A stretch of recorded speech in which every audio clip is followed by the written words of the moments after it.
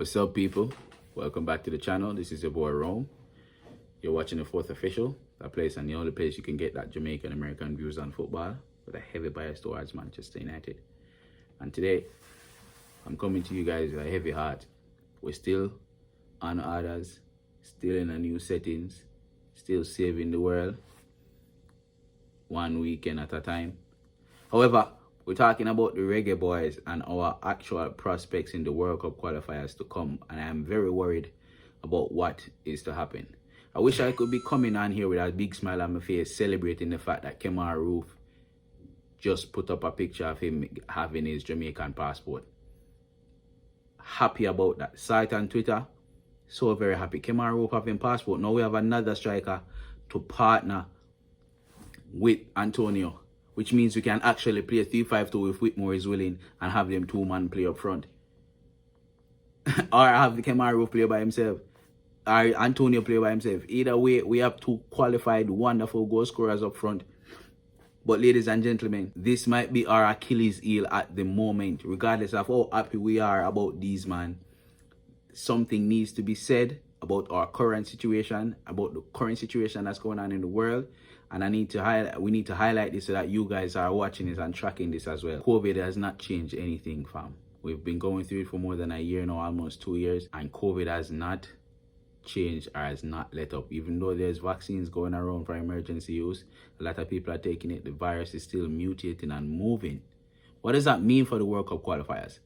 Well, it means that these players are, most of our players that we want to play for our team is based in England, fam. Which means they would have to travel to go to Mexico, to go to Costa Rica, to go to the USA, play, and then travel back. Well, there's quarantine issues in the UK, right? If you're not fully vaccinated, first of all, there's restrictions of you traveling to a country that's considered red. And by considered red, meaning they have a certain level of cases, active cases. Mexico is one of those. Costa Rica is one of those. The USA is one of those. Jamaica is vastly approaching one of those. Now, if we become a red country, our players themselves cannot even come over to play in the home games, let alone go Mexico, Costa Rica, or travel go to the United States. So what's the point of them traveling over? And then the clubs that these players belong to, the West Hams, the Rangers, Luton, all of those clubs, when these players are coming over, might say, listen, I don't want you going to these World Cup qualifiers, because when you do come back, you have to quarantine, and then that means that's them without a player for 10 days.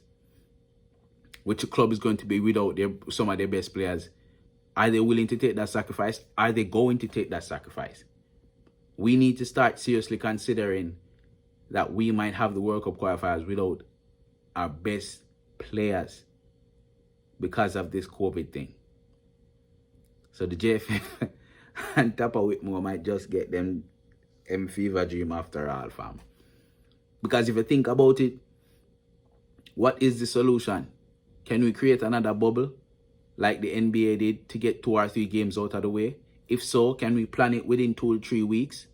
If we can, where are we going to put it? Because the USA is red, Mexico is red, Costa Rica is red. Panama, I don't know the status of Panama. The only feasible solution I can see right now, people, is reaching out to the government of Canada and saying, listen, can we make this happen? Can we book 4, 5, 6 hotels, a hotel per team or whatnot? Have these guys in the hotel amongst themselves, play the games, go back to their country. All it takes, each game's play on the same day. That's 3 stadiums, 3 games. Get it out of the way. I think it's feasible. It's not like they're hosting a tournament. They're just hosting 3 games on the same day. I'm hoping. I'm not too sure of the schedule. I have to look back at it. But can CONCACAF make it happen? Are they organized enough to make it happen? Can FIFA allow that to happen? Can we just choose one country that's not even red? Maybe amber. Canada is doing well in the COVID virus, I'm hearing. Why can't we do that? It's possible. If not, we will not have our best players at the World Cup qualifiers, which lessens our chances significantly for us to make the World Cup. Now, I'm not here to alarm you or alarm anyone, but you know the Fourth Official can do only one thing, and that's bring forth the things that people want to talk about. Again, appreciate you guys, appreciate the support. Make sure you drop a like on the video, subscribe if you're brand new. Thank you guys so much for watching. You guys have been awesome. Subscribe to the channel. Take care of yourself. Take care of others. Manners.